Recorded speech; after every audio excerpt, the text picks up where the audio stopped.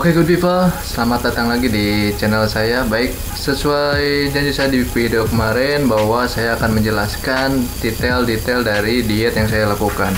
Baik, di video kali ini saya akan menjelaskan makanan apa aja yang saya makan selama saya diet. Saya itu kan diet itu target selama kemarin saya hitung 3 bulan aja gitu. Nah, setiap 3 bulan itu, tiap bulannya makanannya itu beda-beda. Bulan yang pertama itu saya makan porsi makanan dan makanan yang ada aja di dapur kita gitu. Kalau misalnya istri kalian atau misalnya orang tua kalian masak apa aja gitu, ada di meja makan, makan aja yang di sana. Cuman porsinya diatur, nanti saya tunjukin. Yang bulan kedua itu dicampur makanan yang ada di dapur sama makanan yang diet gitu, misalnya telur rebus doang gitu kayak gitu. Dan yang untuk yang bulan ketiga itu khusus kalian harus bisa masak makanan diet. Misalnya cuman telur aja, telur rebus. Misalnya makanan pertama itu telur rebus dan yang kedua itu dada ayam. Nah, itu dada ayam kalian cuman dada ayamnya aja dipilet ya kayak gitu. Kulitnya harus dibuang. Baik, sebelum saya tunjukin masalah makanan apa aja yang saya makan, saya akan menjelaskan tentang kalorinya dulu nih.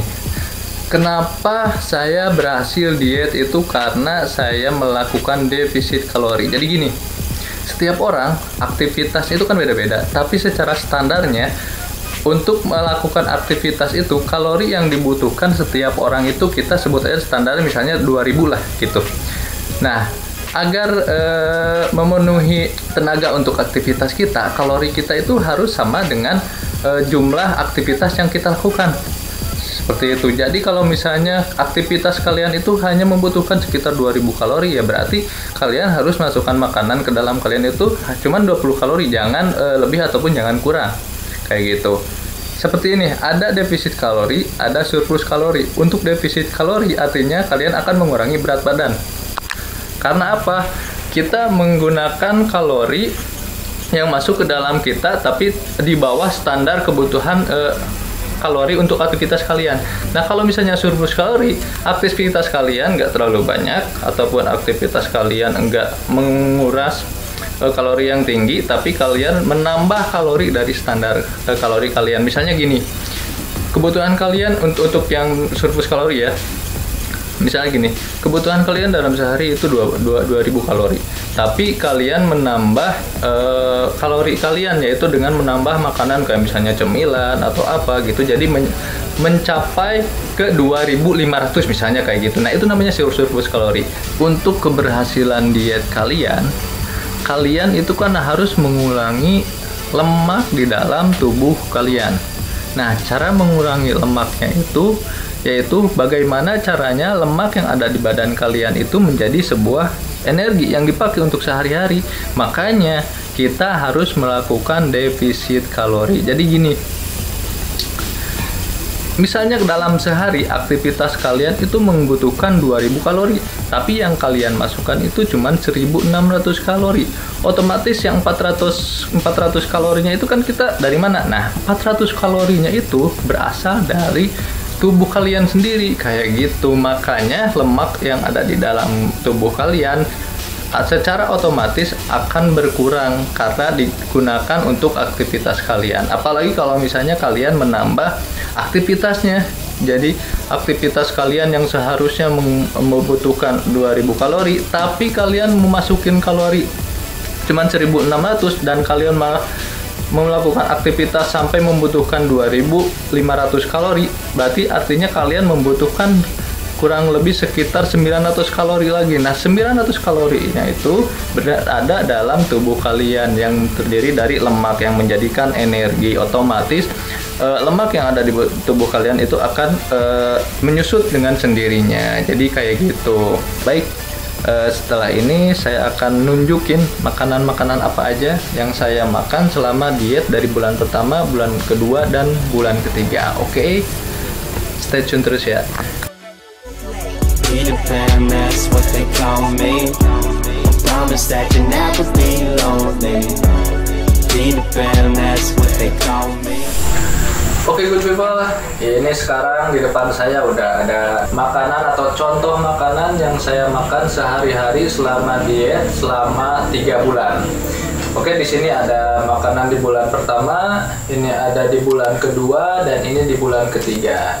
Nanti akan saya jelaskan satu-satu, tapi sebelumnya ada hal penting dulu sebelum kalian menyiapkan makanan, yaitu ini, air putih. Jadi ini penting banget ya, kalian selama diet itu kalian harus banyak minum air putih. Kalau saya sih tiap hari selalu prepare air putih kayak gini nih, sebotol 1,5 liter itu selalu ada di samping saya gitu. Jadi biar saya mudah untuk minum kayak gitu. Terus yang kedua ini ada air hangat, dimana air hangat ini kalau bisa sih agak cenderung panas gitu ya. Dimana air hangat ini saya minum sebelum dan setelah makan. Ini bagus banget buat mempercepat pembakaran kalori. Terus di sini juga ada jeruk lemon. Buat apa sih jeruk lemon sebenarnya? Bukan buat perasa makanannya ini, tapi gini, karena saya kan setiap hari itu ada rutinitas olahraga atau ya paginya jam 6 sampai jam 7 pagi itu saya selalu bikin ramuan. Jeruk lemon ini diperas lalu dimasukkan ke dicampur ke air hangat tadi gitu. Jadi langsung diminum aja walaupun dalam keadaan perut kosong. Itu sih pengalaman saya dan saya juga alhamdulillah nggak ada masalah apa-apa kayak gitu. Oke, kita lanjut langsung ke menu makanannya. Tapi sebelum ke menu makanan, kalian itu kan harus belajar kalori. Jadi tiap makanan itu harus dihitung dulu nih. Sekarang kalau misalnya kalian lagi buka HP gitu kan, ada HP 2 nih, kalau kan satu lagi nonton saya nih, satu lagi cari nih. Ini ada makanan gitu, misalnya telur ceplok, itu kalorinya berapa sih? Jadi sebelum kalian makan itu kalau bisa diusahakan kalian searching dulu tuh kalori makanannya itu seperti apa, agar kalian bisa menghitung jumlah kalori per harinya dan kalian bisa mengontrol kalori yang masuk ke dalam tubuh kalian. Baik, sekarang kita masuk ke menu makan di bulan pertama. Oke, yang pertama ini jelas ya, makanan utama kita orang Indonesia itu adalah nasi. Dan untuk nasi ya, ini untuk setiap hari saya selama 3 bulan, nasi itu saya cuma mengkonsumsi setiap kali makan. Saya 2 kali makan kan sehari. Sekali makan itu antara 3 sampai 4 sendok aja, agar saya bisa mengontrol karbohidrat saya, karena kan berat badan saya waktu itu kan berat banget gitu ya. Jadi kalau saya ingin mempercepat penurunan berat badan, otomatis karbohidrat itu harus dikurangi gitu. Nah, untuk di bulan pertama itu sebagai adaptasi kalian yang baru mulai diet, kalian makan apa aja yang ada di dapur, cuman kalian harus bisa mengontrolnya. Yang pertama, mengontrol makanan itu jenisnya seperti apa dan kalau jumlah kalorinya seperti apa. Yang kedua, usahain jangan banyak yang digoreng-goreng atau yang berminyak-minyak, dan jangan sampai kalian meminum minuman yang manis-manis atau makanan yang manis-manis gitu. Nah, ini contohnya saya ada nih kan hari ini nih di dapur gitu, makanan cuma ada telur ceplok, cuma ada tempe goreng gitu, sama ini buncis. Nah, segini aja udah cukup itu untuk 1 porsi makan. Cuman nasinya harus diatur kayak yang saya tadi bilang kayak gitu, paling segitu antara 3 sampai 4 sendok. Ini menu makannya untuk menu makan pertama jam 12 sama jam sebelum jam 6. Ini saya masih makan yang ada di dapur gitu. Selama 1 bulan itu saya seperti itu aja konstan gitu. Jadi kalian jangan terlalu muluk-muluk dulu, tapi kalian harus bisa mengontrol kalorinya. Jadi kalian harus selalu searching jumlah kalori yang kalian mau, jumlah kalori dari makanan yang mau kalian makan. Oke, kita lanjut ke bulan kedua. Di bulan kedua ini saya kan tetap melakukan intermittent fasting sampai di bulan ketiga, dimana saya makan hanya jam 12 siang sampai jam 6 sore.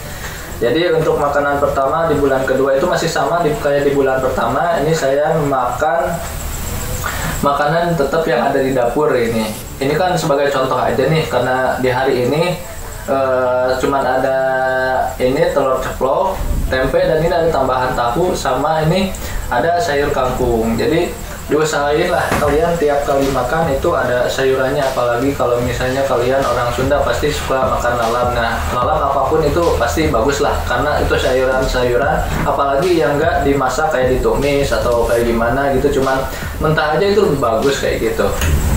Oke, untuk makanan yang kedua ini di bulan kedua itu kalian harus bisa mengontrol makanan tanpa minyak gitu. Jadi harus lebih clean. Nah, di bulan kedua ini makanan yang keduanya ini saya ini ada telur rebus 3 butir. Ini 3 butir cuma dipotong-potong aja jadi 6 potong. Terus ada sayur sawi dan ada tomat juga. Kalian mungkin bertanya kok ini nggak ada nasinya gitu. Saya sengaja aja ini biar rapih aja. Untuk nasinya sama kayak tadi yang saya bilang, pokoknya 3-4 sendok per makan gitu nasinya. Terus untuk telur rebus ini kalian usahakan, atau kalian ini wajib sih menurut saya, dari 3 butir ini yang bisa kalian makan sama kuningnya itu cuma 1 butir aja. Kenapa? Karena kuning telurnya itu pertama mengandung kalori yang tinggi, yang kedua mengandung kolesterol yang tinggi kayak gitu. Jadi harus dihindari lah itu kayak gitu. Apalagi pengkonsumsian telur itu sehari itu yang sama kuningnya itu diperbolehkan hanya maksimal itu hanya 4 butir. Jadi kalau misalnya lebih dari 4 butir itu gak baik buat tubuh kita.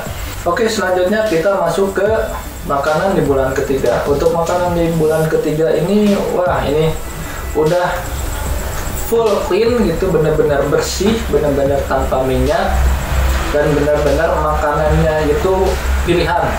Kalian harus bikin sendiri karena emang sih kalau misalnya catering untuk makanan diet itu udah ada, tapi kadang pada mahal gitu. Tapi kalian bisa bikin sendiri di rumah gitu. Contohnya ini untuk makanan yang pertama. Makanan pertama saya ini hampir sama sih kayak gini karena ini sebagai contoh aja gitu. Ini ada telur rebus, ada buncis, ada wortel rebus juga. Ini ada brokoli rebus juga kayak gitu. Usahakan yang bersih-bersih. Kalian untuk makanan yang bersih-bersih bisa apa aja, cuman cara masaknya gitu dan masakannya gitu. Jangan sampai banyak yang banyak mengandung lemak, kayak misalnya daging tapi bagian yang banyak lemaknya, jangan seperti itu. Terus untuk makanan yang kedua ini ada dada ayam. Dada ayam ini saya full ya, dada ayam filet tanpa tulang dan tanpa kulit, karena kulit itu mengandung lemak. Seperti yang saya bilang tadi, kalian boleh cari bahan makanan gitu kayak daging, tapi usahakan yang lemaknya itu sedikit. Kayak dada ayam ini, untuk dada ayam ini bagus ya karena lemaknya itu sedikit dan proteinnya paling tinggi di bagian badan. Untuk ayam, keseluruhan ayam itu yang paling tinggi proteinnya itu adalah dada. Dan ini juga ada buncis sayurannya, ini juga ada wortel, dan ini ada brokoli yang mengandung sayuran yang mengandung protein. Oke, baik kayak gitu. Jadi seperti itu. Sebelum saya tutup nih ya, saya tegaskan lagi kepada kalian, kalau ini kan diet nih ya. Jadi kalian itu harus bisa defisit kalori, yaitu defisit kalori itu dimana kalian mengurangi asupan kalori ke tubuh kalian dari kebutuhan kalori kalian dalam sehari untuk aktivitas kalian. Satu lagi masalah air putih ini penting sekali, soalnya semakin kalian banyak minum air putih, maka garam yang ada di tubuh kalian yang menahan lemak itu akan cepat melebur gitu, melebur menjadi keringat atau keluar melalui urin. Baik kayak gitu. Semoga video saya ini dan penjelasan tentang pengalaman saya ini bermanfaat buat kalian dan buat para pejuang diet.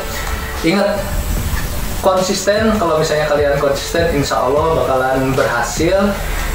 Dan semoga kalian mendapatkan impian kalian sesuai dengan body goals kalian. Semoga apa yang saya sampaikan ini bisa kalian contoh dan bisa kalian lakukan dan berhasil. Baik, oke, segitu aja. Terima kasih. Wassalamualaikum warahmatullahi wabarakatuh.